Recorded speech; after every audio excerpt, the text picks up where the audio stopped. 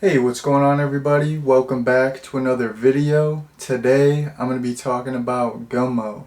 So I've done quite a few Harmony Korine reviews on the channel. I planned on doing a review today and I wasn't sure what I wanted to watch. I had the Gummo DVD lying around, so I was like, what the heck, let me rewatch it. And out of all the Harmony Korine movies, this is probably one of his most famous and one of his most iconic. I think like this and Kids are probably his most famous movies. I think Spring Breakers is pretty well known also. But yeah, this one, I mean, I had to talk about it eventually because, you know, I've been, like I said, I've been doing all these Harmony Korine reviews on the channel, and you can't, you know, do the Harmony Korine reviews without talking about Gummo. Like I already said, it's iconic, it's super well known in terms of his movies. So yeah, my general consensus is I still like it. I think it's a good movie. But that being said, I think I've mentioned this in other Harmony Korine reviews. Gummo, I like it, but it's not a fun watch by any means. It's an entertaining watch, you know, it's super interesting, it's super experimental. Like the main reason why I like this movie so much is because of the fact that it's so experimental. It's just, you know, the whole like non-linear story, and it's like way more experimental than something non-linear like a Quentin Tarantino movie. Like that is still like way more narrative focused. This is like there's barely any narrative at all. It just jumps between different little scenes and there's no real story at all. Like there's no conflict, there's no resolution. It's just like things happen and it's like there are these two central characters, but then it'll just like randomly jump to these characters that you'll see for one scene and you'll never see them again. And like, you know, like a lot of the way that it's filmed is like some of it's filmed on like handheld VHS cameras, and some of it is, you know, like still images, and some scenes are just more like music. Like it's such a different movie, and that's one of the main reasons why I like it, because it's it's just so like fresh. Like, you know, I love, you know, the traditional movies. I love like the three act structure. Like I'm not a hater of like, you know, typical movies. I love just like how normal movies are set up, you know, but once in a while it's fun to see something fresh like this because you don't see movies like this all the time. And I mean, besides Harmony Korine, like no one really makes movies like this. It's not like his style like caught on and got big. Like he's pretty much the only one that like does his style. Of course there's like movies here and there, but this isn't like a popular style. But yeah, overall I like it. I like the fact that it's experimental. All the super disturbing stuff, um, I I don't like, but I don't think anyone does. It makes you kind of like cringe. Like there's some this whole movie is just super disturbing. That's part of the reason why it's, you know, well known, is because it's like one of the most disturbing movies ever. And like after rewatching it, I feel like this is one of Harmony Korine's most disturbing movies. Like this movie is, there's some bad stuff going on, and you know, I'm not like a sicko, so I don't like that, but it is, that kind of adds to like the intrigue of it and makes it kind of interesting, because like some movies, you know, they focus on like the bad stuff in life, but there's like a moral, or it's saying like don't do this. Like this movie focuses on bad stuff, but there's no moral, there's no like repercussions.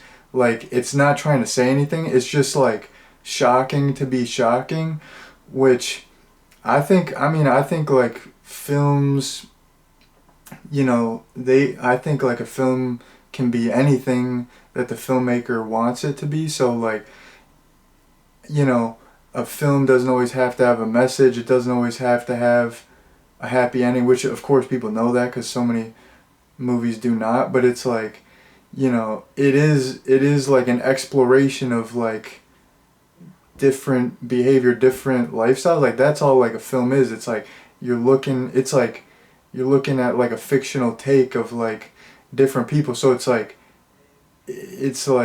disturbing, but it's like interesting because it's like, wow, I bet there's people who actually live like this, or like these characters, like it's like weird to think like they don't like have like a conscience. They don't think this is bad, like this is normal for them. Like all these people in this town, they're just like doing despicable things. Like it like shows you like a different side of humanity, which is not good, but it's like interesting. Like films should show like all different sides of things. They should show, you know, everything. They should show fantastical stuff. They should show realism. They should show, realism that's like really bad. And I don't know. I just think this is an interesting movie. But anyways, let me get on to some of my notes here. So something that's cool about this movie is there's a lot of non-actors. Like that's what Harmony Korine does a lot. He gets non-actors. So the albino girl, they just found her, like she was just working at a McDonald's, and they're like, she's got an interesting look. Like let's get her in the movie.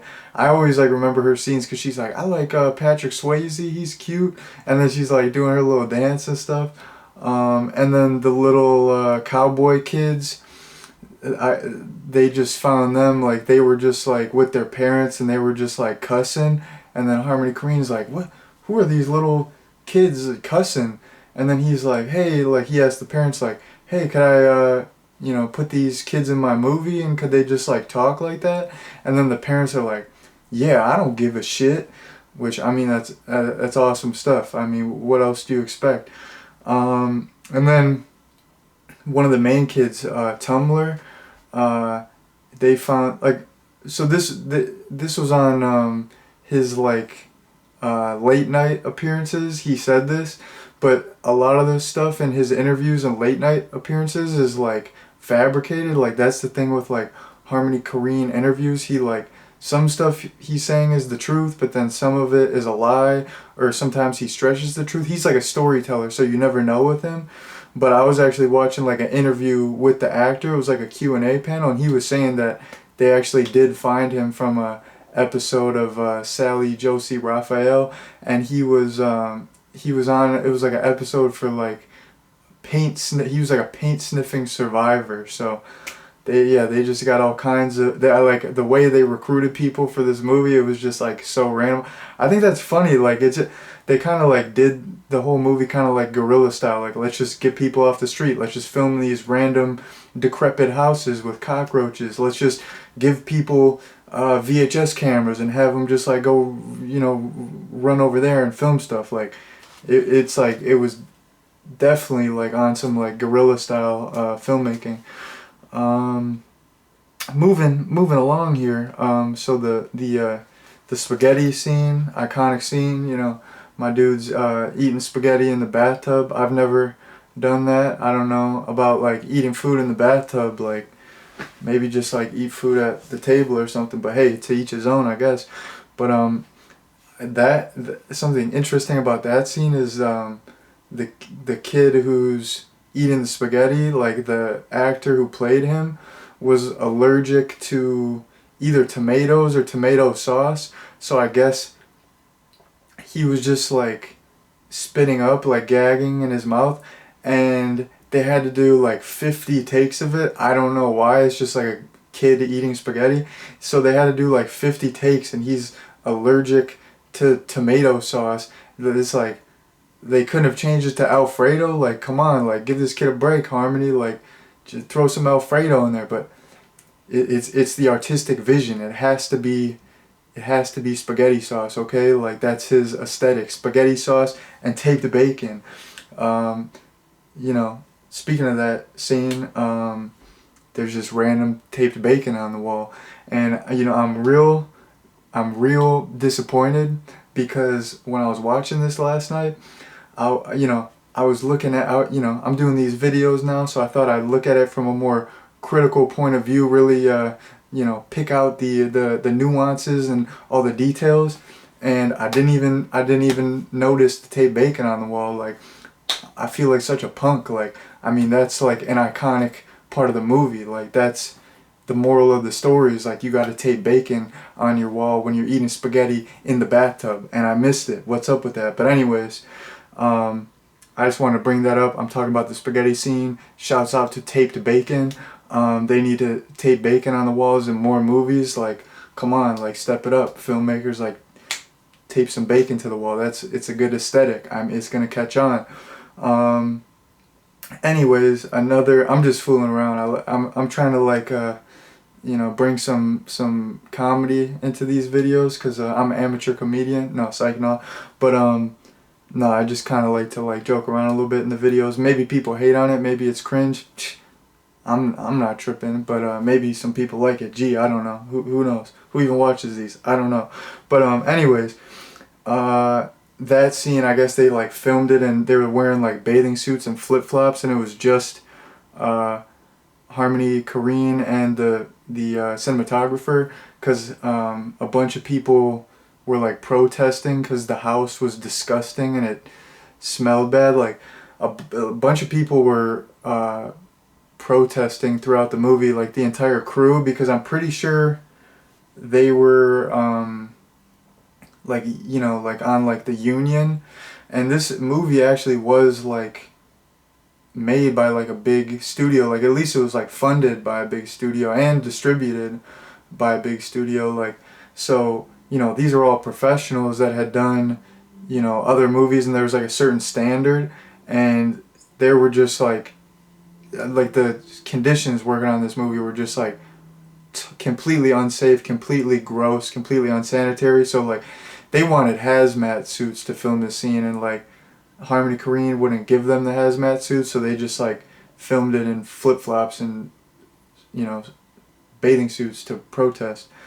I'm gonna get into that later, because this next point kind of talks about like the protests a little bit. But yeah, you got a Harmony Korine cameo. He's just like drinking some beer with that little person next to him, and he's just like pouring his heart out, talking about a bunch of random stuff. And it's like, man, he's like young in that scene. Like, it's so crazy that he was only 23 when he made this. Like, it's crazy that he was 19 when he made Kids. Like, making a movie at 23, that's insane. Like, I'm in my 20s, man. Like, if someone gave me like 1.3 mil and they're like, go make a movie, like, I don't know, could I do it? Probably not. Like, that'd be a lot of work, man. Jeez. But yeah, it's pretty crazy. He was mad young. And another fun fact, hitting you with a behind the scenes exclusive fun fact. He was actually like just totally wasted for that scene. I think that's the last scene that they filmed, and like people were like mad on set because he was just like completely wasted. And after that, like, they were just like fed up, and they didn't let him come to the rap party. They just like threw him in a truck, which he says that who knows if that's true or not. He tells a lot of tall tales. But yeah, they just like threw him in a truck, and they're like, movie's over, because like the crew was just so fed up with like all the unsafe working conditions, and like the lack of like professionalism, because like Harmony Korine, he's like dedicated to his stuff, and he's really experimental. So I could just imagine like stuff like that, where he like wouldn't like he like made the kid eat spaghetti. Like, when he like has his vision, like it has to be his vision. And like when he wants to film cockroaches on the wall and go in these gross houses, like it has to it has to be his vision, so everything has to be exactly how he wants it. So like I get where he's coming from an artistic point of view, but I also get where the crew's coming from, where like they're used to like professionalism and safe working conditions. Like, if I was on the crew, I would be kind of mad. Like, I don't want to be in this disgusting house where I could catch a disease, like this is not a safe working environment.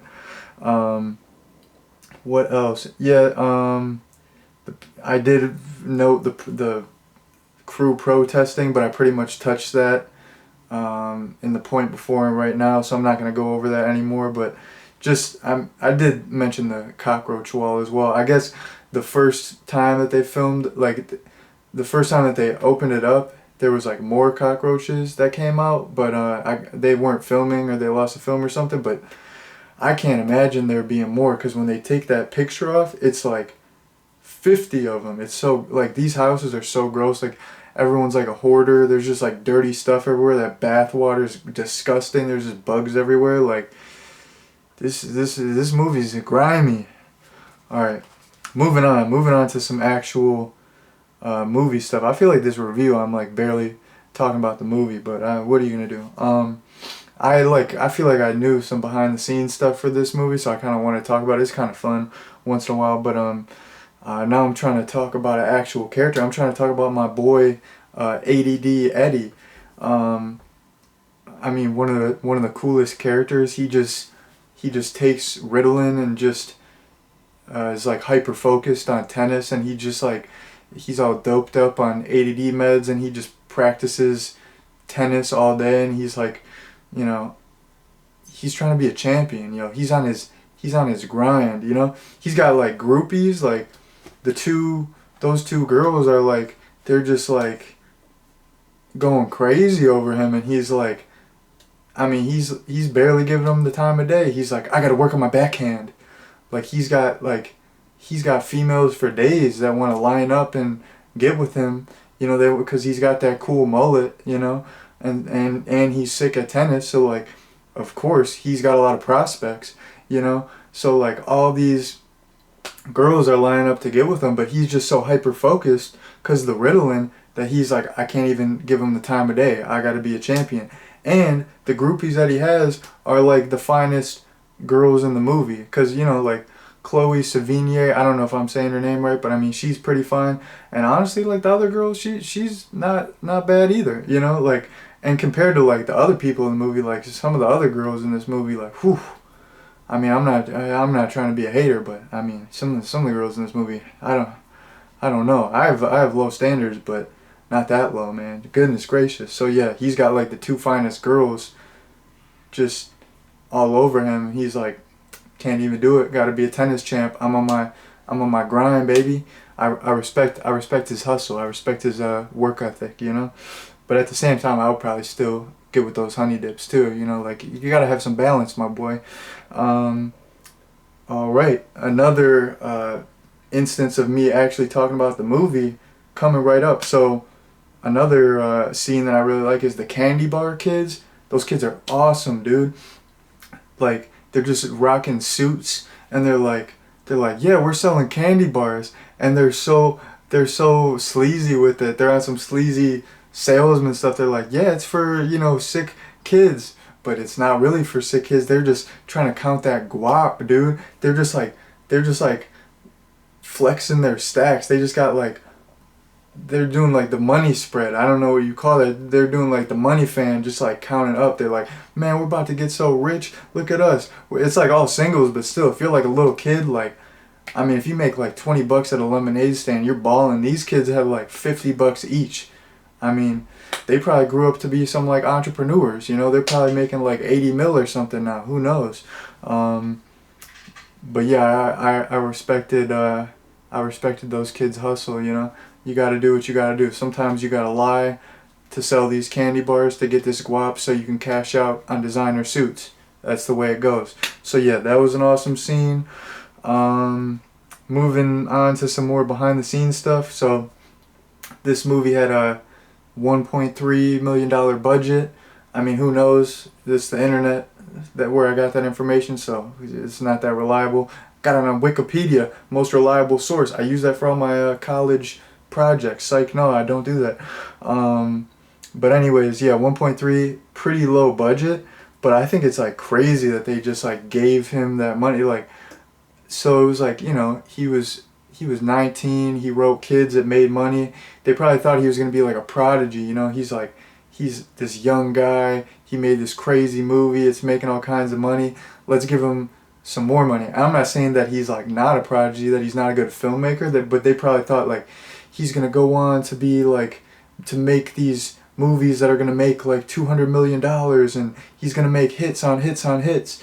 but they just like gave him the money, and like I guess they must have read the script, and then they just like gave him the money, and like they didn't really know what the finished product was gonna be. I guess when they got it, like they were pretty mad. Like I think the executive producer was like super mad after, and he wouldn't like talk to Harmony Korine after that, because he's like, what the heck, man, we gave you all this money, you made this like crazy experimental movie, like we lost pretty much all our money, this made back like nothing, and it's like you made like this crazy movie, like what did you expect, like how were we even gonna market this, like this was just crazy. So I think it's crazy that this even got made, and it's like this lost so much money, like it's crazy that he was able to make movies after this. I like him as a director. It seems like I'm like ripping him to pieces. I'm just, if I was just like on here like being a total fanboy, that'd be lame. These are things that I think about, it's like crazy that I think this only made like 100K against like a $1.3 million budget. So it's like crazy that they like greenlit other projects from him, because that's like a serious loss. Like sometimes you don't get like another chance, but like he's still making movies, like Beach Bum came out a couple years ago, but I'm not hating on him. He's one of my favorite directors. I love his movies. I'm just telling y'all's is what's on my mind. But yeah, he kind of like finessed them, honestly. Like he just like got the money and just made like the movie that he wanted to make. So that was pretty cool. And nowadays it's well regarded. At the time it wasn't well received, but now it's well regarded. And he's gone on to like make some, like, I mean, Spring Breakers made bank, so he definitely bounced back. This is the last thing that I have on my notes. So this is probably the last thing I'm going to talk about. So this movie was filmed in Nashville, and quite a few of the people in the movie have southern accents. And when I was watching it this time, I was just like, so it's set in Ohio, right? I'm like, what was the point of setting it in Ohio? Like, why didn't they just set it in Nashville? Like, maybe there was like a recent tornado in Ohio, I don't know. Why would that even matter? It's like, it's a movie, it's fictional. But yeah, I mean, it doesn't matter, but it's like, wouldn't it just have made more sense to like have the movie be set in Nashville? I don't know. But it is cool that it's like the setting of this movie, it's like you don't see a lot of, it's got like a trashy setting. Like I hope that doesn't sound bad for me to say, but I mean, it is what it is. Like that's the setting of the movie, like just a grimy atmosphere, like which you don't see, like a lot of like Hollywood movies are so polished. Like this is like it's some atmosphere you don't see in movies. It's not like fake, like because some movies like they try to make like a set that looks like grimy or rundown or like trashy, but this is like filming on location, like they're in the stuff. Like I mean, this movie does feel super realistic. Like a lot of his movies do have like a documentary feel. Like it does feel like super real, like, which is, I hope, like, you don't want it to be real because there's so much messed up stuff that's happening, but something about all his movies, like they stick with you, they stick in your mind, so like that's how like he's doing something right, because so many movies you watch it and then after you watch it you forget about it the next day. Like these movies, whenever I watch them, I'm always like really like thinking about it after. Like they really stick with me, they really like stay in my mind. And I think that's like a testament to like he makes interesting, unique movies that are entertaining, and I feel like not everyone can do that. That's a skill, like he makes memorable movies, like people are still talking about him today. So I think this movie, I think it's stood the test of time. Like it wasn't well regarded when it came out, but like I feel like people are still talking about this movie. People are still watching it. I mean, it's one of his better movies. I like it. It's super solid. It's like his first. It's like the first Harmony Korine movie, if that makes sense. Because, like, Kids was more of a commissioned thing. You know, it's like, it was like Larry Clark kind of came up with the characters and the general story, and then Harmony Korine, like, wrote the actual screenplay. Like, this is, like, just the first Harmony Korine movie where it's like he did this whole non-linear narrative, and like, because, you know, Kids didn't have that much narrative, but it was more narrative. This was like the first movie he really made where it was like his movie. He wrote it, he directed it, it was based on like his story. So like, that's something that's really cool. It's cool that, like, you know, we were able to get these movies that he made, like, because if he just made movies like Kids, that would be cool too. I like that style, but it's like, it's cool that he, like, came into his own, and he, like, I mean, he's like his own genre. He makes like his own type of movies. No one else is doing it like him. So yeah, I had to end on a positive note because, like I said, he's one of my favorite directors, and it seems like I was trashing him a little bit. I wasn't. But anyways, yeah, this is a super solid movie. Still good upon rewatch. Yeah, that's pretty much my review. If you're into Harmony Korine movies, if you're into disturbing, weird experimental movies, check it out. If you're not into disturbing stuff, please don't check this out, because I mean, I watch stuff like that on the reg, and this, like, disturbs me. I'm like, geez, like, I feel itchy, like I gotta take a shower after, you know, like I feel dirty after watching this. But anyways, that's been my review. Thank you all very much for watching, and peace out.